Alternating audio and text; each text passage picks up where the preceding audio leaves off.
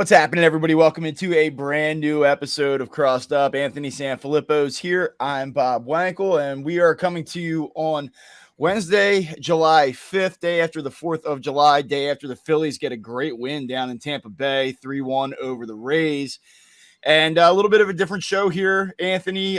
This Wednesday morning, we were able to talk over the weekend with Phillies catcher Garrett Stubbs. Phillies did a great job getting us in contact with him. And then, Garrett was unbelievable, really, really gracious, gave us 30 minutes of his time on Saturday morning before the Phillies beat the Nationals over the weekend. And I don't know about you, but we don't want to waste too much time. We'll get to it right away, but he was just fantastic. He really was. No, he was excellent, Bob. It was a great interview. You learn a lot about him as a person. You learn a little bit about this team, and really understand why he has become such a cultural icon in the Philadelphia sports landscape in a lot of ways. And dude, like, he's just an everyday guy, right? I mean, one of the things that, you were even saying afterwards, it was like, this is a guy I'd hang out with. This is a guy I'd go sit at a bar with and throw back a couple beers. And you'll see why he's that way in this interview.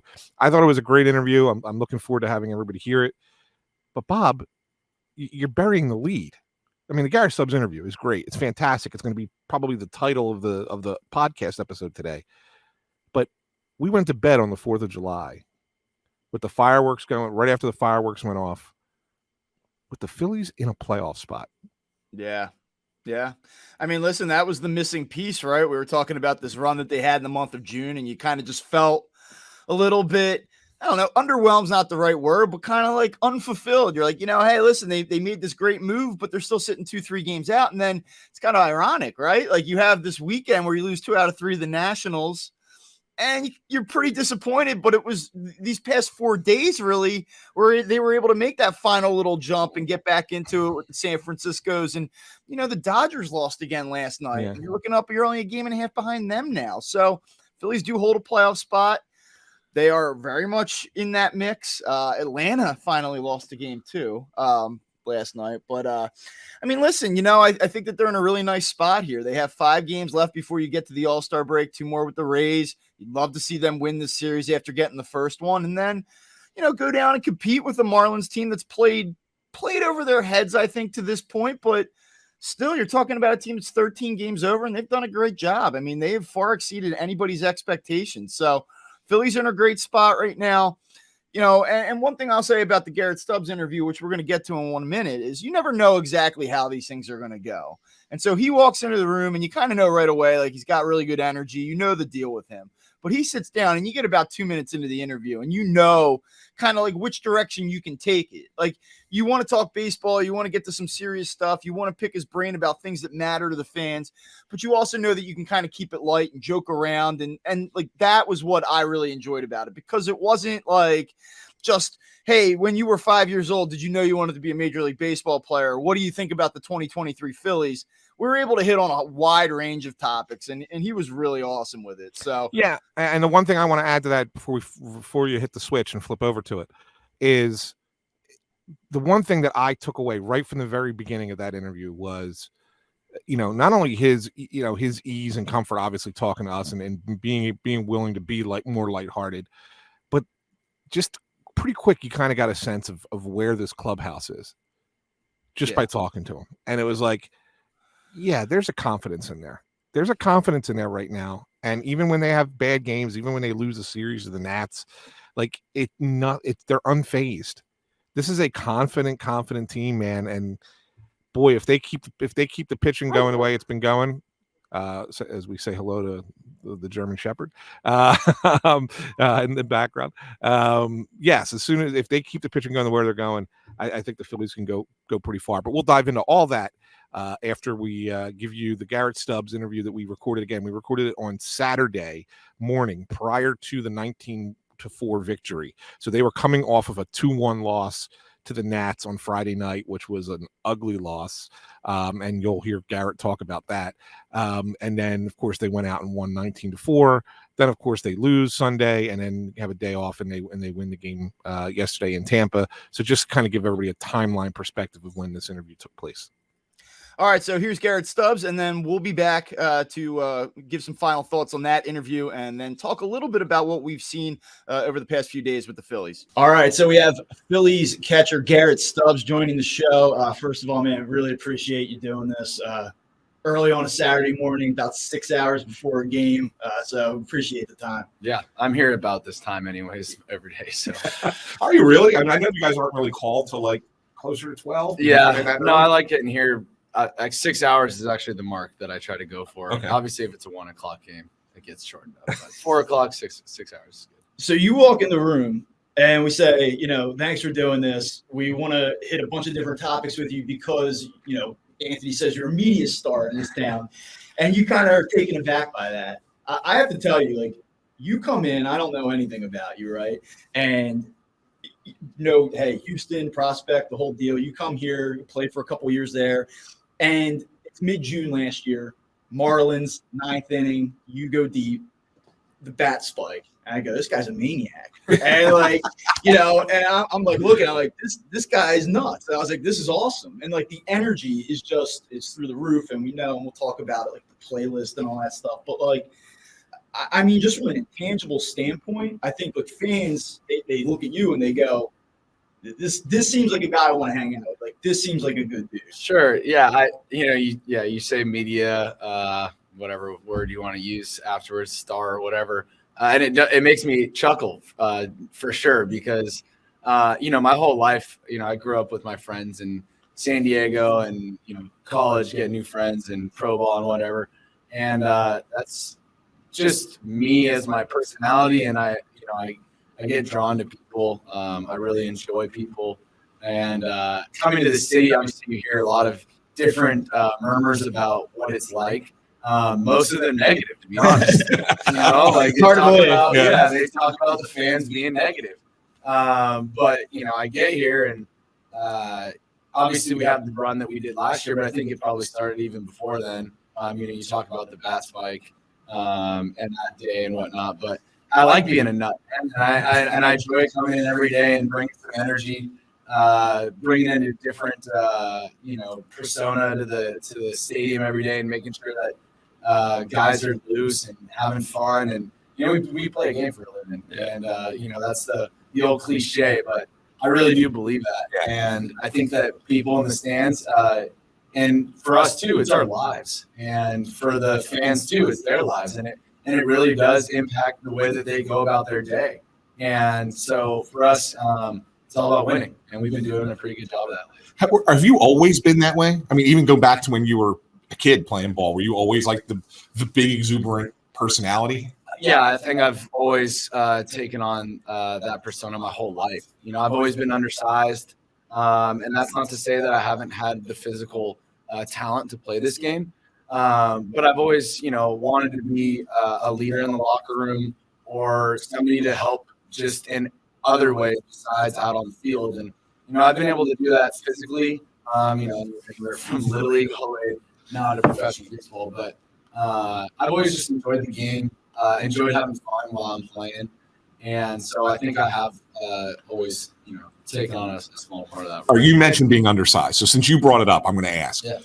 Who the hell thought it was a good idea to put a guy your size as a catcher? Yeah, it's something that's I've actually started to catch since I was 10 years old, and most of the reason was just basically nobody else wanted to do it, and I like being a part of every single play. Yeah. And so I started catching when I was 10, and if I were to guess that it would turn into what it is now, you'd call me crazy, right? And I would have never thought that I'd be in this position, but. It started when I was really young with a guy named Ed Herman who played in the big leagues for the Royals and the White Sox. And he was my catching coach my whole life. Phenomenal human being. And, it's turned into this. And, I think the cerebral part of it is a huge part of why I stayed in it. I really enjoy the game within the game and having to think every single play and being a part of every single play. So, the homework that we do off the field and what we bring onto the field, me and JT love that part. like sometimes you hear these like storylines about guys, and like obviously the size thing always comes up with you. And like, is it something you kind of roll your eyes at and you're like, oh great, we're gonna do the I was undersized thing? Like I'm doing research on you, right? I'm like looking at the background and I'm like, USC, Johnny Bench Award winner, like you're the best catcher in the country. And like people talk about the size, like, is that real for you, or you just kind of go, yeah, I'm undersized, I use it to my advantage, like, or is that for real? Like, you know, you worked off of that, you knew it, you fed off of it. Yeah, I definitely don't roll my eyes to it. You know, I look in the mirror every single day. I know how big I am, and it is kind of surreal to me. You know, there's nobody else in the league that is as small as I am playing the position that I am, or even as small as I am in the big leagues in general. You know, there's a handful, but I've definitely always tried to use it to my advantage. You know, it's probably a little bit of the reason why I am the way that I am, as far as some of the personality things, as well as really taking pride in the mental part of what we do every single day, which is not only the mental grind of playing 162 games and just actually being out here every single day and having to stay locked in, but also just understanding the game and the different plays that'll happen throughout a game. And that's what I do on the bench. You know, I watch the game. And I think that growing up, going to San Diego Padres games, I sat with my grandpa every single game. And it wasn't just to eat popcorn, hot dogs, and watch my grandpa throw up a few pops down. But it was to watch the game and learn and watch from these guys out on, you know, a Major League Baseball field. And, you know, they make mistakes too. And so if I watch them make the mistake, you know, pretty good chance I don't make it myself if I'm learning from it. So you go back, like, I apologize. I wanted to stay on this real quick. So yeah. I and people that listen to the show know I coached varsity baseball, high school level, head coach for 5 years. And guys always come in like, I want to be D1, I want a perfect game, this, you know. And so I'm thinking about it. I've read some stories, and you're like saying you were like 5'2", 5'3" when you started high school. Like so how did this translate for you? Like, did you know sophomore year, junior year, like, hey, you know what? Like, I am that guy. Like, I can go play Power 5 school D1. Like did guys come and like look at you as early as your freshman year, your sophomore year? Like, what did that evolution look like? Not at all, man. You talk about the size. Not even. And I'll be honest with you. Like, yeah, there's a certain look of a D1 athlete. There's a certain feel. The ball comes off the bat a certain way. Yeah. And I'm thinking, like, man, he must have been freaking lights out. You know, like that's what I'm looking at. He must have been. Yeah, no, I was 5'2", 100 pounds, if that. Maybe, you know, if it was raining outside and I had my full uniform on. So it wasn't, you know, something where I went in my freshman year. I was lucky enough to make varsity, so it wasn't like I had no talent or anything like that. But by no means was I going into high school baseball thinking, I'm going to play in college. And then when I went to college, I'm going to play professional baseball. And then when I got to pro ball, I'm going to make it to the big leagues. You know, for me, it really was year by year. And I think that now with how much travel ball there is and high school baseball, and there's just so many different outlets to like perfect game and things like that. And these are all great things. It's a great way to get exposure. But for me, I just took it one, year at a time and tried to be as good as I possibly could that year. And I think that, nowadays we think very far into the future, which once again is great. It's a way to prepare for, the possibilities that you could, eventually get to. But there's also something to be said for just sticking to what you're good at right now and trying to be the best that you possibly can in that moment. And I think that it's easy to say, but I talk about going to baseball games and with my grandpa and watching the game and trying to learn from it. I don't know if everyone really does that. And I really made it my whole life. I had other things that I did with my friends when it was in the summer. It wasn't like I only did baseball, but if I wanted to be the best at something, I made it everything. Yeah. And tried to do everything possible to be as good as I possibly can at whatever I was doing. And for this instance, it was baseball. And a big part of that was the mental side and understanding the game. At what point were you first told, hey, we're coming to look at you? Do you remember when that was? Yeah, it was my senior year of high school. Okay, so college. It was okay. Yeah. But I'm talking like pro scouts, kind of. That would have been my junior year. For my freshman, sophomore year, nothing. Yeah, and I it's not like I didn't play well. I played pretty well. People thought I was going to be a freshman All-American my freshman year. Right. but they didn't think that going in. I promise you that. When I got there, I wasn't some big prospect high school kid that was coming to USC to, take over the program.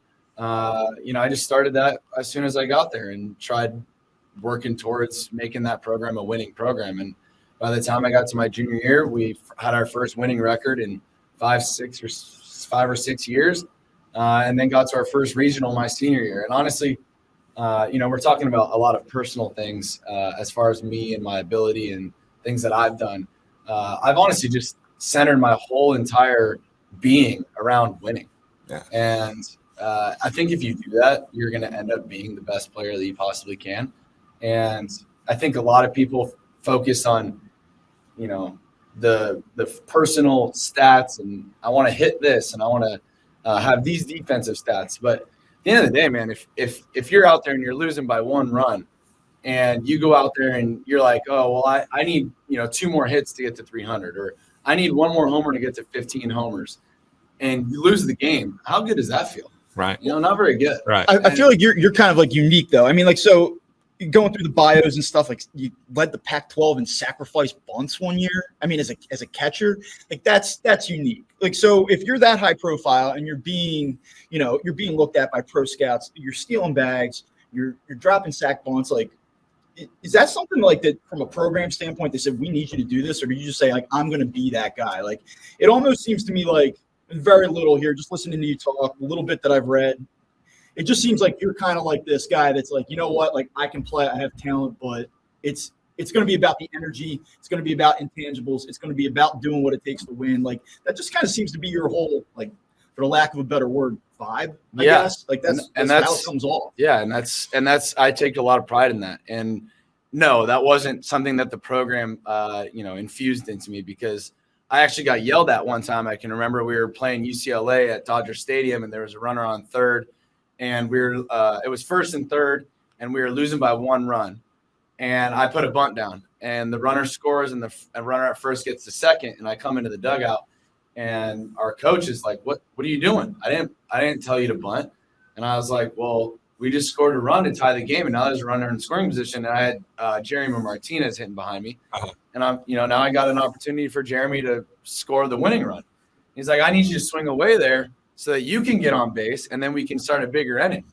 And I hear that, that's my coach trying to score more runs. But in my head, I'm thinking, I'm going to tie the ball game up, give us a chance. And then I trust Jeremy behind me to score that run. And so, no, it wasn't something that was just program, college baseball, sacrifice bunts and all that. I just, in my position, whatever that was, whatever I thought was the best chance for us to score a run, that's kind of what I went after. You talk about that winning mentality, and I think it's worth bringing up this current team, because you guys went through the same start 2 years in a row. Then June turns around, and you guys get going, right? And we sit there and we talk, and we got to break down every game, and we got to sit here and we overanalyze the hell out of it. Probably say a ton of stupid shit. Like, you guys are rolling your eyes at these guys, man. Yeah, we're overanalyzing everything. But like, do you guys most look at it and be like, we say, how do they flip a switch? Is it just something that's that easy? You guys bored at the beginning of the year and like, all right, now we're just going to build it up to the time of year when we have to be playing our best. Like, how do you go from being so inconsistent to incredibly consistent? Yeah, we have a roster of 26 guys, right? Yeah. And it's not 26 that we used all year. I think we used 44, or no, I think it was more than 44 guys. I think it was almost 60 guys last year throughout the season, right? You have guys that get hurt, you got guys that get traded, you get new guys that come in. Anyway, my point in saying that is that when you start a season, you get 4 weeks in spring training to get a feel for everybody, get a feel for the locker room, get a feel for what Topper wants to do if you're a new player. And we have a lot of the same guys that came back from last year, which we're very fortunate to have. That's not the case on a lot of teams. A lot of guys have a lot of turnover. But, starting the season, you're kind of getting a feel for what kind of vibe we're going to have. And, we can all, lean on 2022, but in reality, this is 2023. Right. We have new players. We're going to be playing new teams. There's going to be new players for the Braves. There's going to be new players for the Mets, all around the division in the league. And sometimes it just takes a little bit to get used to what's going on inside our locker room, as well as the different teams around the league. The Pirates started out hot as anybody. Right. And who would have thought that? Right. And some people were saying, this is a new Pirates team. This is the team that's going to, break this slow rut that they're in to get in the playoffs again. And they've slowed down. Yeah. And, not to pick on the Pirates, but that's just kind of how baseball goes, right? Right. You have these streaks where you get really hot, you get really cold. And, I don't know, maybe it's a Philly thing to start cold in April and May and get the fans all riled up for us to have a big comeback here at the end. But, I think it's just a part of getting used to the guys in the locker room, getting used to the other teams around the division and the league. And sometimes you just run into some bad luck too. And I felt like we were playing some good baseball. We were also playing some bad baseball. And sometimes you need some of those, poor decisions and poor games to, once again, learn from them and be able to grow from them. Or you can, kind of get in that rut and just get swallowed by all this negativity. But I think with the guys that we have in this locker room, we see the bad games and whatnot, and it's just a bad game, and we'll get over it and learn from it and be better in the future. I got to ask. So, I know you're on Twitter. I know a lot of guys are on Twitter. You see, sports talk radio, post-game shows. I mean, you guys are in a clubhouse, not like you're watching the post-game show right away or anything.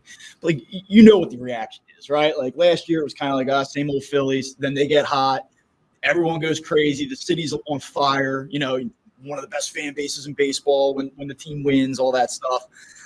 And then this year, it's they're stuck in the past. They can't get over the headlines from last year. They can't get up to play these games in April. All this is kind of like an example of the talking points of people like us, media people, whatever.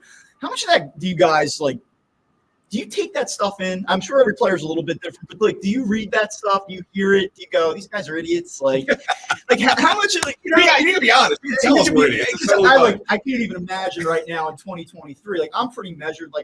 I'm around here sometimes. I've been in the clubhouse, and I'm like, I grew up as a Phillies fan though, right? And so sometimes a game like last night happens, and I'm like, Jesus, and so do you guys do you see what fans are saying? Do you hop on Twitter? Do you react to that stuff? How do you do it in 2023 being a professional athlete? Yeah. Do we hear it? Do we see it? Do we feel it? No doubt. We got booed off the field last night after our 2-1 game against the Nationals. And after an 18-7 month. And I promise you, we are booing ourselves. We don't want to lose any games. Doesn't matter if it's against the best team in baseball, the hottest team in baseball, or the worst team in baseball. We want to lose 0 games. So do we hear and see it? Yes. Do we react to it?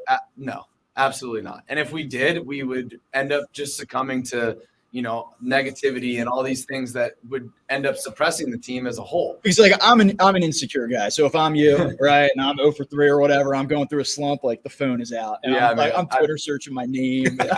No doubt. I'm in the shower, I'm crying. If you're insecure in this game and can't handle some negativity from either fans or media or whatever, you won't be around for very long.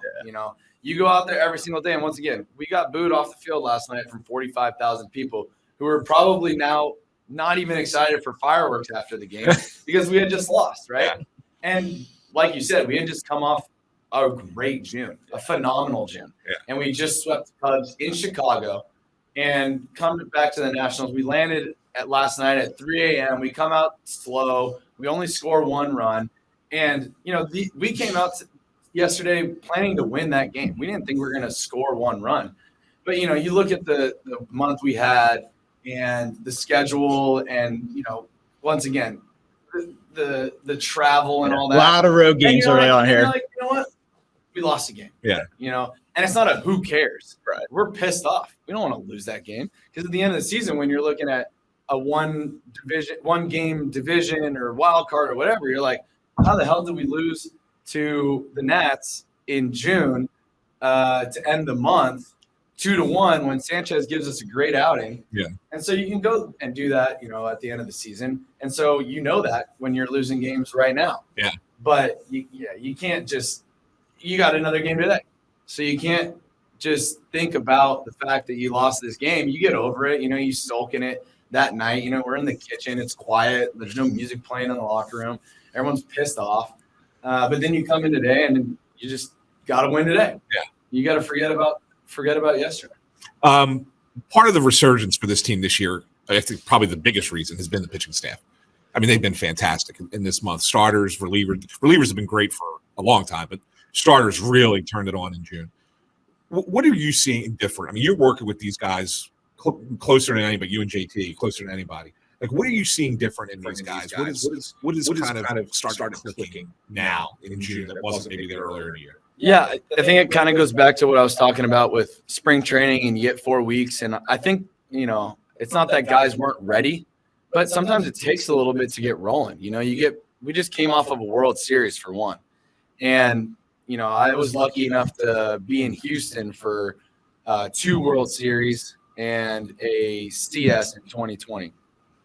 And I'll tell you, man, it's hard to come off of a November run with all that energy and then come back 3 months later, 4 months later, and start it all over again. It's not like you're thinking about last year, but damn, man, when you come into the stadium after knowing what it was like in the stadium in the World Series and the DS and the CS and the wild card the year prior, it's a lot different, and it takes a little bit of getting used to. And guys were tired, man. You play into November and you come back the next year and start it all over again with a short off season. It's hard to get going again. And I think it just took a little bit for, guys' arms to feel better. I think it took a little bit for the energy to come back into guys, as well as, Taijuan comes onto this team this year. And I know he had a slow start and everyone was talking about it. And, is this guy going to be who we thought he was and all that kind of stuff? We talked about it. Yeah. No, I believe it. Keep it real with I you. probably saw it. And he comes out in June and he absolutely dominates. I mean, he might get pitcher of the month, him or Ranger. One of them. It's got to be. Yeah. And some of that is coming into spring training and, needing to get the reps. Another part of it is you're on a new team. Me and JT don't know everything that you want to do. We watch a ton of video. We go through a ton of analytics to understand what Taijuan wants to do, what we think that he should do to get better, and things like that. And it takes a little bit to, get that flow going between me and Taijuan, JT and Taijuan, and understanding what we need to do to win games. And so I think we saw what we can do here in June, and we plan to just continue that. I got a couple quick ones. If you don't take up too much of your time here. We got to get to the fun stuff. Yeah. All right. Well, so favorite, let's see here. Favorite pitcher to work with all time that someone, watching might know. Doesn't have to be a Philly. It's going to be a Philly. I've had the most fun playing baseball my entire life playing for this team. College is an unbelievable time to play baseball. It's just a different vibe. Cape Cod League had to be kind of fun, right? Yeah. But last year with coming here was the most fun I've ever had playing baseball. I gotta say, working with Aaron Nola is phenomenal. It's fun to work with a guy who does his homework, and Aaron's one of those guys who does his homework on the other team. He also has a plethora of options, which is fun. Like you watch the game that Ranger and I had in Chicago, and it felt like everything was working. And I'm sitting back there like feeling like I can call anything, but then you have to call the right one, right? Right. And working with Aaron feels like that basically every time we go out there. Obviously he has one of the best curveballs in baseball, but he's got command like nobody else in the game. And in today's game, it's all about stuff, right? Guys just have 100-mile-an-hour heaters with a disgusting slider, and they're trying to throw it right down the middle and hope the guy swings and misses. Aaron's much more meticulous and kind of, paints a picture out there. It feels like more like artwork when you're working with Aaron, and I have a lot of fun. He's also just one of the best human beings and friends that you can have. So working with a competitor like that out there is a lot of fun. Obviously everybody's following your playlist. Everybody's following it in Philadelphia. But this year we're starting to see some new songs get added in. Is that all you, or does somebody else does somebody else in that room have a little bit of say? Or are you just adding it on? You're just the administrator. How did you become the playlist? What's the story with this? Well, everyone has a say. Yeah. Me and Veerling last year called it DJ Democracy. So it's basically just a plethora of guys that enjoy different kinds of music. Like you go through it. It's a pretty eclectic mix. I gotta be honest with you. I was looking through it this morning. Music, right? And that's kind of what makes it fun. You never know what's gonna pop on the playlist. there wasn't any designated, Stubbs, you're going to start doing music. I think it happened in like the middle to later part of the year last year where I got a hold of the speaker and we started winning a few games, and the Dancing on My Own song obviously came and created a lot of fun vibes, and people around the city really drew to that. But I don't think people even knew that there was a playlist until the playoffs last year. Right. Yeah. I think Alex Coffey tweeted me walking over to the iPad and changing a song and said that I was doing the music. And next thing I know, the playlist that we have been playing for the last few months after wins starts getting 2,000 likes, or I think there's like 21,000 likes on it right now. There's 20,000 people that follow this playlist. And it was actually it was called, the playlist was called something else before, and I had to change the name because it was inappropriate. So I was like, I had no idea people were going to be looking at this thing. And, there's other inappropriate songs that are on there. And I got 9-year-old kids listening to some 9-year-olds coming home to mom talking about Dick Down in Dallas. Exactly. And I get tweets all the time from people being like, my mom let me listen to the playlist, but only a few songs because I can't listen to all of them. Yeah, that's awesome. And I just think it's really fun. I think it's fun for the fans to be a part of what we're doing in the locker room and out on the field. And I know the city really enjoys it because, like I said, man, people live and die from Philly sports, and we do too. And so the playlist kind of makes things a little bit lighter, a little bit more fun. And they know that we're listening to the locker room after wins, and so they can be a part of that. So is there a discussion, though, on a song getting added? Is there like a group discussion? Yeah, there's no group discussion, but like people in the locker room like different songs. Yes. And last year, Dixieland Delight got added late when D-Rob got added to our roster when we traded for him. And that was just an Alabama thing. Right. And so different songs just get added, and people really liked Dixieland Delight. And so I think I played it after his first save as a Philly. And then it just ended up being the third or fourth song that now we play after wins. But it just kind of happens that way. Right. And it's still the third or fourth song that comes on, whether D-Rob's here or not, because people just like it. And great. something, else might come about and get added and whatnot, based on who's in the locker room. But I like everyone being included and feel a part of it. And everyone is a part of it, whether you're playing every day or not playing every day. And so, things like that just get added so that, there's a little bit more personality. And there's a lot of different personalities that are that become a part of that playlist. You got anything else? outside of music, outside of baseball, what else do you like to do? Or is there other hobbies you have? And then tied into that, when you have some downtime, you streaming anything good? Is there something people should be watching? Yeah, I mean, my time in San Diego, I grew up in San Diego, and so I was a beach bum, man. Yeah. Every summer I was on the beach. It was an easy way for my parents to just say, go do whatever. It cost them $0 for me to go down to the beach and surf and hang out with my friends and whatnot. Now I live in Phoenix, and most of my life is just hanging out with my friends, drinking, watching football. I'm honestly just like any other dude. You want to be friends? Or? Yeah, exactly. Honestly, and most of my friends that I go back to in Phoenix and San Diego aren't baseball guys. Yeah. And some of them were we played high school baseball together or whatnot, but a lot of them have nothing to do with baseball anymore, and we just like watching football, drinking, partying, going out to the bars on the weekends. I'll do all my training Monday through Friday, but I'm just like anybody else. When Friday hits, laptop closes, and let's go have some fun and going out to doing whatever. So And you blend in, right? yeah, I'm once again 5 foot nothing, 100 nothing pounds. No one expects anything from me to be anything special. So yeah, I go out to the bars in Scottsdale and just enjoy myself. Are you a fantasy football guy? Yeah, we have a fantasy football league in the locker room that good? I'm a part of.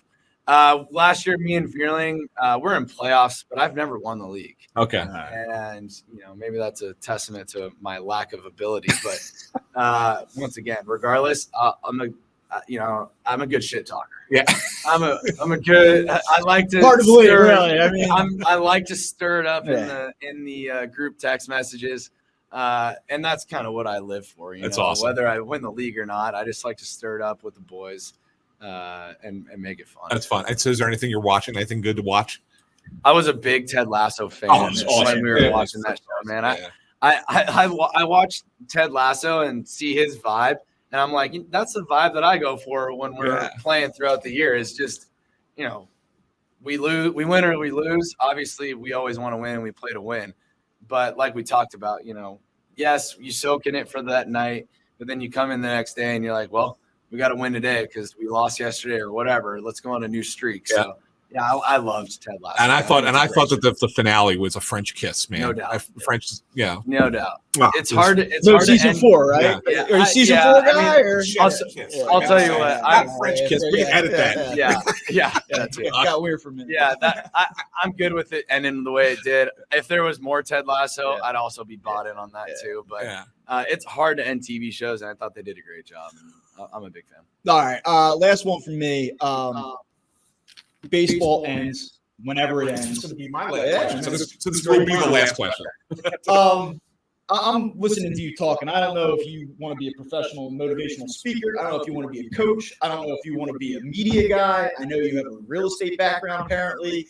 What's in the cards here? I don't know, man. I would like to put my finger on it and tell you exactly what I'm going to do when baseball ends. One of the things is it going to end tomorrow or is it going to end in 10 years? And that's a big question for anybody in this game because I go out there and I play like it's the last time that I'm ever going to play this damn game. And I hope it never is, but obviously one day it will be. I do some speaking in the off season. There's a guy. His name's Soli, and he has a show called Big Biz. And I went on it this last offseason, had some fun with him. His now wife is one of the higher ups in a huge company that does medical capsules. So nothing that I know anything about. But I went on Zoom and I had a little talk with her and her team just about the struggles that you can go through in business and relating it to what we do out here in baseball. So you mentioned most motivational speaking, you mentioned real estate, you mentioned baseball. I don't know if it'll be coaching. I don't know if it'll be managing. I don't know if it'll be something completely outside of baseball. But whatever it is, I think my personality and the things that I've learned from this game will end up taking over in whatever it may be post baseball. And I know it's going to be a lot of fun. I have a feeling that there's going to be some people from our business who are going to reach out to you and be like, we should stick a microphone in front of you. And I think that there'll be a big part of me that will want to do a bunch of different things all at once. I'm like ready to flip this table right now. Let's do it. Yeah, and I'm bought in on all of it. So I don't know if it'll just be one thing. Maybe it'll be a basket of a bunch of different things that we'll put together. Awesome. Garrett Stubbs, thanks for joining us here on Cross Stop. I really appreciate it. Really do appreciate your time. Best of luck to you, and we'll catch up with you down the road. Appreciate you guys having me on. Thanks a lot. All right. And once again, that was Garrett Stubbs, Phillies catcher. We learned a lot there, I think, like you said, about the clubhouse, the way that these guys are sort of operating right now, the confidence that they have. We learned a little bit about the playlist and DJ Democracy. And we learned what it's like to be a little, after a game, a tough game, what it's like to be on Twitter and kind of have to hear all the noise and what they're saying on NBC Sports Philly post game and how do they digest all of that. So, like I said, it was a really great interview and really appreciate both the Phillies and Garrett Stubbs for making it happen. Anthony, I don't know before we move on if you have any other final thoughts that you want to hit on with it or you want to just jump into the baseball thing here. Look, I think the guy, he's 30 years old, right? I mean, he's probably going to have a few more years left in the big leagues before his career comes to a close. I think he needs to be doing what we do, Bob, ultimately. I think he needs to be talking about the game, talking about the sport. I think he'd be fun. And I'm not certain. I mean, look, he'd be great in Philadelphia. Obviously, people would love him here. But I think he's so good, so gregarious, so entertaining. I think he'd fit on a national platform, in all honesty.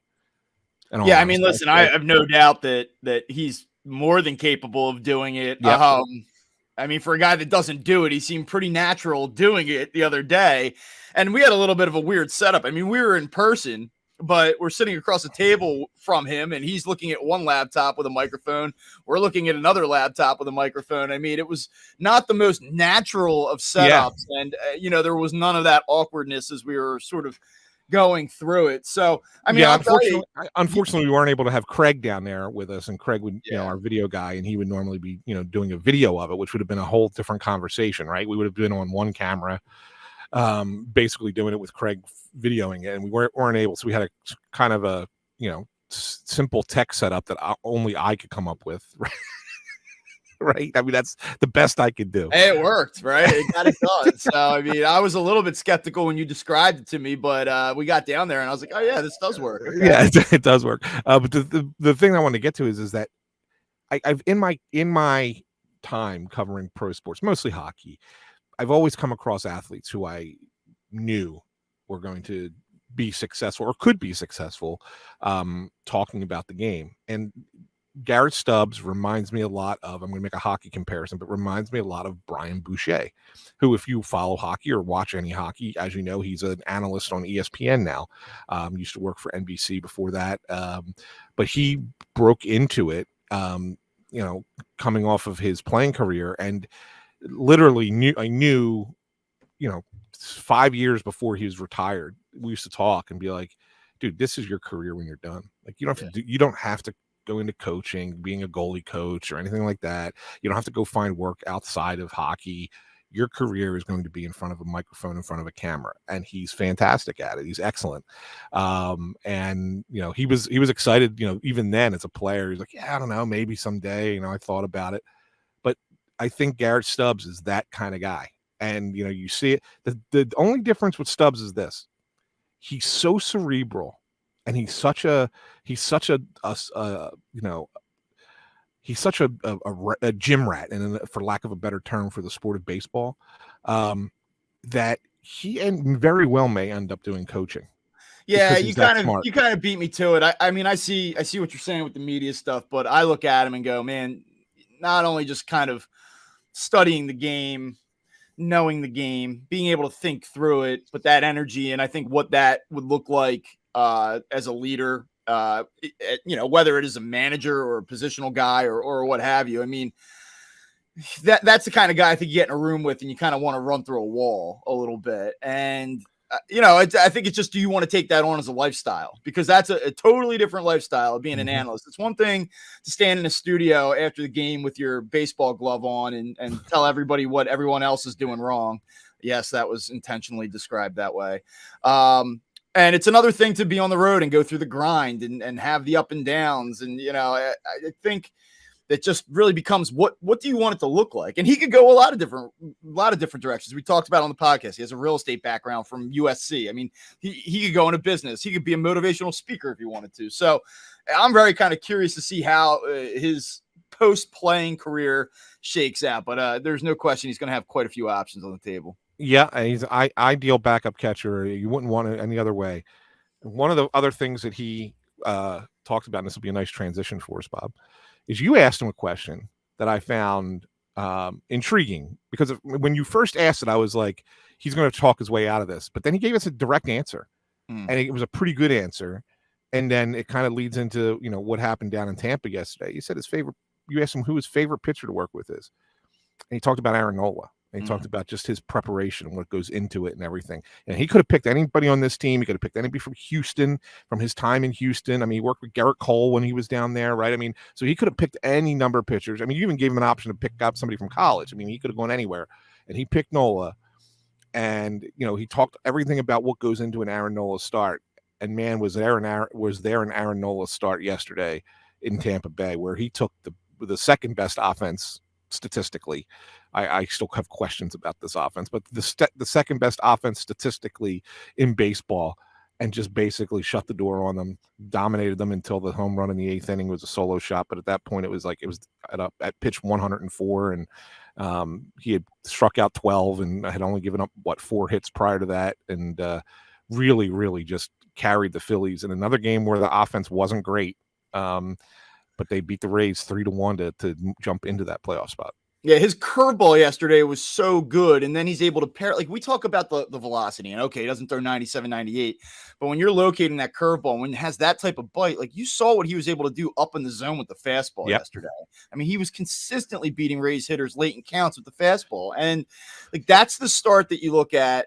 Probably the best start he's had all year. I know he had the gem against Houston back in late April. I know that he took a no-hitter deep against the Tigers. I mean, okay, that's wonderful. But you watched him throw yesterday. He said, this is Aaron Nola at his best. And, you know, you start to look forward, and you talked about it at the very beginning of the show. Like the Phillies hold a playoff spot right now. The thing that kind of gets you excited about that game in particular is because you said it. Phillies didn't hit again yesterday. But that to me is what that's what a playoff game looks like. That's what a playoff game feels like. That's the way it unfolds. It's you scrape out a couple runs, and then you need great starting pitching, and then you have to ask one or two guys in the bullpen at the end of the game to hold it down. Like, to me, that's the formula. That game sort of reminded me a little bit of the Cardinals game in the wild card round, the game 2, the Saturday night game where they advanced. It had that same type of not a lot of offense, a lot of Nola, shut the door late. And we haven't seen that. And you know that he's still been solid this year. He's been a little up and down,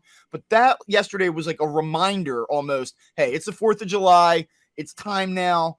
And man, like he delivered. And one of the things I had tweeted out, because I'll be honest with you, I watched the game, but I was at a barbecue, like living my life yesterday. I just said, you know, there's this idea that he's really cost himself some money, not getting this deal done. Someone's going to pay him. You know, I mean, like, it's just, I don't know what the number is. I'm not telling you it's 225, but this idea that he's cost himself tens of millions of dollars this season, it's just not true. And it starts like yesterday that kind of tell you why. Yeah. And it's more than anything else, Bob. It's the fact that the guy goes out and throws more innings than anybody in baseball. He's never hurt. Right. I mean, he's never getting blown out of a game. I mean, he has had blow up innings, but he finds a way to kind of keep your team in the game when he's not at his best. And then when he's at his best, he's yesterday, right? He was as good as he is. So I think that money is going to come. The question is, will it come from the Phillies? And, you know, I do believe from being down there and listening to conversations and talking to a couple people that is still a priority for the Phillies. Like, this is not just, we didn't get it done before the season, he's going to walk away and somebody else is going to give him that money. The Phillies are going to be involved, actively involved, and they are going to push to re-sign Nola. Now, will it happen? We don't know, but they're going to be involved and they do want to bring him back. The question, I think, is going to be, you know, the term, the money, whatever it ends up being, because they were not close apparently before the season began. And maybe they find a way to, you know, both sides find a way to get it in their heart to say, you know what, this is where we want to be and this is where it's going to work the best. And you know, even if it means the Phillies giving up a little bit more, or Nola and his representatives coming back just a little bit, I think it's going to, there is a middle ground that the Phillies are willing to get to keep him around. And you're right about the curveball. I wanted to talk about that just a little bit because I felt like the Wander Franco situation is throughout the game was indicative of Nola, kind of when he's at his best and maybe when he's not at his best. He got Franco out early on curveballs, mostly down and in. Mm-hmm. He got Franco chasing that curveball. Like, Franco was just so off balance. And then Franco hits the solo homer off him in the 8th.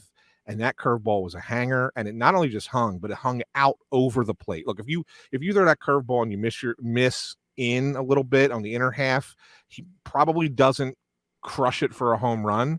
It probably is. It's probably a hit or something. You know, it's probably a good ball to swing at because you hung it. But at the same time, leaving it out over the plate is what makes it a home run. And I think that's been obviously one of his weak points this year, is the sense that, you know, he still gives up the home runs because he doesn't able to have that bite on that breaking ball, or he throws a pitch that's a little bit, you know, a little bit out over the plate or not in the right spot.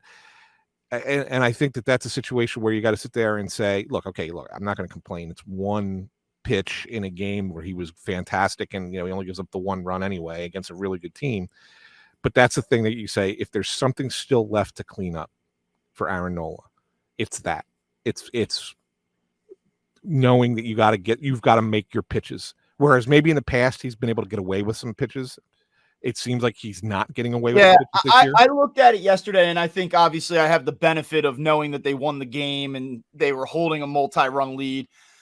I'm okay with a solo home run. Well, so am I. Yeah, A multi-run. Like, I'd rather see a solo home run in that spot than him walk two guys back to back trying to be too fine. agree. But I agree to the larger point that because it's been a pattern, because it's something that we've seen here for a few months now, yeah, it's like the latest example of it, and a reminder that it needs to be cleaned up. In a vacuum, though, of the game itself, I say, okay, Yeah. I have no issue with that whatsoever. And it's also almost having the benefit of being a couple days out from that national series because, listen, they lose 2 out of 3 to Washington. And I actually got a couple messages on Twitter Monday morning. People were disappointed that we didn't record because they wanted to hear us kind of rough up the Phillies for a bad weekend. And easy for me to say now after a win against the Rays to open this series, but I probably would not have done that. There's no doubt. I mean, I tweeted it was a bad series. Losing to the Nationals at home, even with Washington playing a little bit better lately, it's no good. You look at what they did on Saturday, 19 runs, that's great. But again, Friday, Sunday, 2 for 16 runners in scoring position, a million chances to win the game on Friday night, a million chances to win the game on Sunday. Very, very frustrating games. That being said, I think you have to sort of take a deep breath here a little bit and look at where they were. And if you were a frustrated fan on June 2nd after they got swept by the Mets, I'd say, yeah, like that to me, that's valid. Getting swept by the Mets up in New York, that's no good. And being 6-7 games under 500, that's no good. You have to look at where this team's been the last 4 or 5 weeks, though, and say, okay, bad series. It's not the end of the world. Right. And I think that they proved that yesterday. Now, I don't know. Maybe they lose the next 5 games and limp into the All-Star break. I have no idea. But just everyone just relax a little bit. They're in the playoffs right now. Yeah, the one thing that I think is easiest way to describe it, Bob, exactly what you're saying is this. Earlier this year when things were going bad and everybody was really frustrated with the team, when they would lose a game, like either Friday night or Sunday, it led to multiple losses. Yeah. Like there was one bad game after another bad game, and then you find that you're in a 4-game, 5-game, 6-game losing streak, and it's like, what the hell with this team, man? Ever since then, whenever they've lost, they've found a way to get out of it pretty quickly and get back into the winning side. And so that's the difference. So you look at Friday night and you say, man, that was terrible. But then they come out with 19 runs on Saturday. Then you look at Sunday and you're like, oh my God, could they have had worse approaches at the plate with runners in scoring position than they had on Sunday? I mean, with 3 ground ball double plays in a row, 6th, 7th, 8th inning, and kind of killed the game. No, it was terrible. It was a bad loss. But then they bounced back the next game Tuesday and beat the Tampa Bay Rays. So like those things are, are there still frustrating? Are there still things to be concerned about? The runners in scoring position thing is a thing.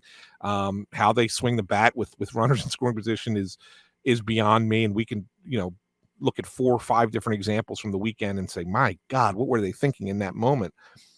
But the reality is, like you're saying, yes, they find a way to come to just, flush that bad outing, flush that bad series, and come back out and win. Now, like you said, could they lose their next 5 going into the All-Star break? Sure, they could. Do I think they're going to? I don't. I really don't. I'll tell you that this is why I don't think that. I think that first and foremost, I think Tampa is a really good team with great pitching. I don't love their lineup. I know they hit a bunch of home runs, but I don't love their lineup. I think it's a lineup that if you have that good pitching can handle.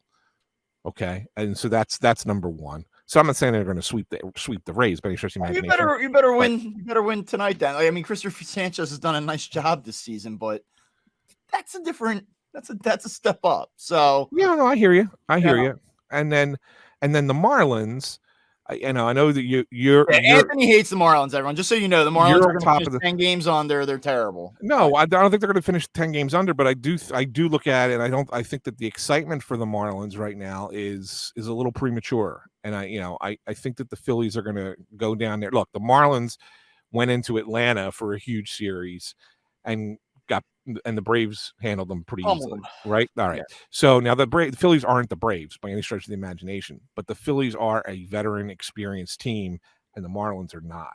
And I think there is something to that when you have a big series and you're young and you're trying to say, look at us, look at us, look at us.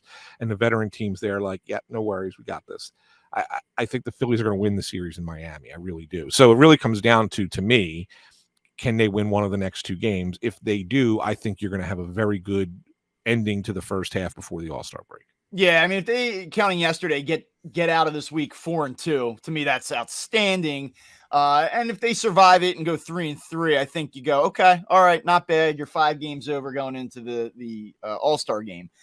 You know, I saw yesterday Kevin Nagani, VSPN, and John Kincaid had like a back and forth, and it wasn't contentious or anything, but the gist of it was, Kevin said, hey, this is the type of game that gets me excited about this Phillies team. Like, this is why I still believe in them. And, John, I don't want to speak for him, but I think that the thinking was sort of like, yeah, okay, but they're also 11 and a half games behind the Braves. And, are we really celebrating the Phillies who are 5-6 games over, trailing by double digits with a team that just came off of a World Series appearance, with this payroll, with all these veterans? And I kind of agree. I mean, I've echoed that sentiment at points on this show, but it's almost gotten like, I'm not giving the Phillies a pass for this. I'm not giving the Phillies a pass for being 11 and a half games behind Atlanta. Like, that to me, if you would have told me that in March, I would have said that seems excessive to be that far behind this soon. But I also have to acknowledge what Atlanta's doing right now. I mean, they're essentially 30 games over 500. If the Phillies were 11 games behind Atlanta because they were 6 games under, Atlanta was only 11 or 12 games over 500 and they were that far behind, I'd say, okay, valid. But I mean, Atlanta's playing at just an unbelievable level. Otherworldly. So, I mean, the Phillies could have an 88-90 win season and finish 15, 16 games behind the Braves at this point. So, I mean, the whole thing. I do want the Phillies to get beyond this wild card thing, right? Like, contend for a division at some point. But I'm having a hard time killing them over this at the moment. Yeah, and I agree with you, Bob, because it's very simple. They had such a great June, and we've talked about how good Phillies June was, and they lost ground in the standings. That's how good Atlanta's been. I mean, they've been just sensational. I know they lost yesterday, but they've been sensational. And the reality of it is that the Phillies can still win 90 games this year, and very well may. And like you said, they may win 90 games and be well out of the division. So are you sitting there going to say, well, thank God only out a wild card? They won 90 games. If they win 90 games this year, it'll be the first time they won 90 games since, 2011? Because what's the argument here? You're right. It would be for the first time since 2011, but we have to find a way to build a 107-win team. Is that? Right. Hey, I hear you. I mean, if that's what it takes to compete, then that's what it takes to compete. I'm not saying that the Phillies should always strive to be a 90-win team in the second wild card every year, but I don't know. I mean, if you could just build, like, is there anything the Phillies could have done this past offseason to make themselves a 107-win team? Like, I don't think that. No. So, I mean, think about they're on the pace that they're on. And like I said, they could still finish as a 90-win team. And you have a handful of star players who aren't even living up to their name.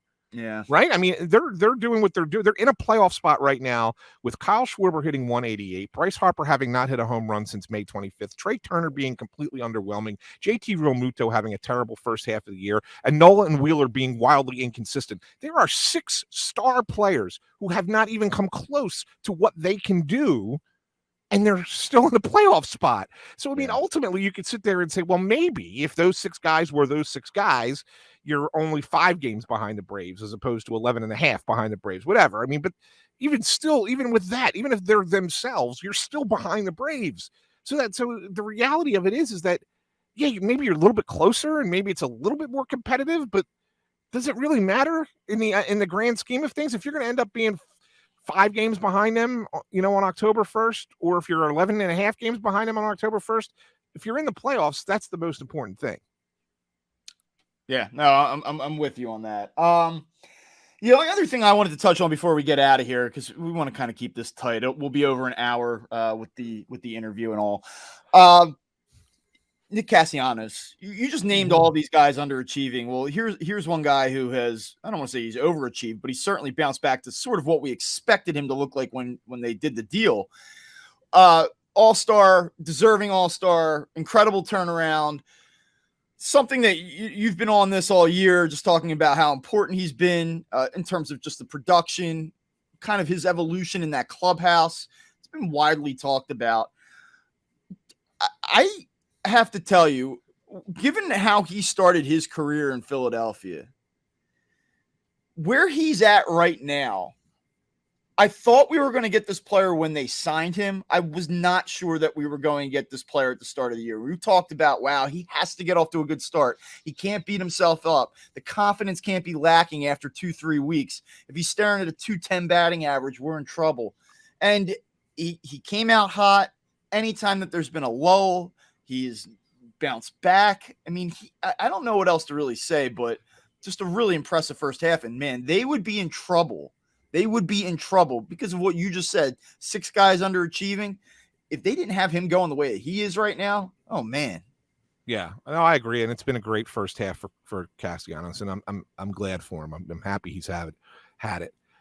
And here's the thing, Bob, and no one's written this, and I think maybe I don't know if I should. I guess I should try. I mean, he still is a little reserved when it comes to talking about himself personally a little bit, but I think one of the successes that he's had, and this has nothing to do with on the field, but one of the successes that he's had is he's allowed himself to be viewed a little bit more vulnerably, and maybe having a bad season like he had last year, maybe that opens the eyes a little bit and says, you know what, it's okay to let some of this pressure that I put on myself out there. He talks about being a perfectionist, he wants routines exactly that. He's let that out, but he's also allowed for his relationship with his son Liam to really come kind of into the spotlight a little bit more. He's letting out a little bit of a softer side. He's always been, that real overconfident dude, who's going to just go out there and he's like, I'm not paid to think about the game. I'm just paid to hit the ball, that kind of thing. Like total guy like that. And now it's almost like the offseason mellowed him. Last season mellowed him. And it kind of became, you know what? It's cool for you guys to know a little bit more about me. It's cool for me to let a little bit more of my real self out. He's still not completely there. He's still Nick Castellanos, right? But there are moments where you kind of get the feeling and the sense that that's part of it. And I think that once you're comfortable enough to let whatever you hold in normally out a little bit more, I think that makes just life in general easier. I think it makes it easier for anybody doing any job. But really, for a bit, a guy who is predicated playing a position or playing a sport that is predicated on failing more often than not, then I think that that's one where it's just like it's easier to wipe away the bad and just celebrate the good. And I think that that's part of it. I think it was outside of baseball, and he keeps talking about getting more comfortable, et cetera, et cetera. But it's more than just that. It's just finding an inner peace with him. That has and everybody's different, not some people you can't be this way, right? But for him, it's like, I'm going to let some of this out there. I'm going to stop worrying about things, that I usually used to worry about. I'm just going to let people see who I am and see if that works. And it has. It's interesting that you mentioned his introductory press conference where he talks about I don't have a college degree. I hit baseball because it just sounds so like caveman. Like, I don't think I hit. That's what I do, Yeah. And that comment couldn't be any further from the essence of what he is. Right. You come to find out that he is a deep thinker. He's, introspective. He's kind of a little bit philosophical in his approach. Yeah. And you really kind of find out that there's a lot of intellect and nuance to this guy. And that Nick Castellanos that you're getting now, it just could not be further from that initial introduction to him that we saw last spring training. Yeah, no, absolutely. I mean, it's night and day. It's almost like, the guy last year was still the 22-year-old brash kid coming into the major leagues. Like, I'm going to come and take this world by storm.